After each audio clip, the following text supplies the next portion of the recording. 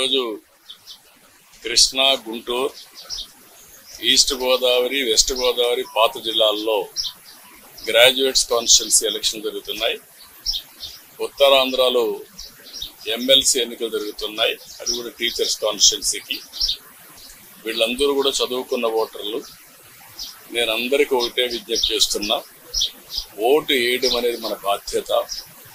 ప్రతి ఒక్కరూ కూడా మీ ఓటు హక్కుని ఉపయోగించుకుని బాధ్యత నెరవేర్చాల్సిన అవసరం ఉంది. భారతదేశం ఒక పెద్ద ప్రజాస్వామ్యం.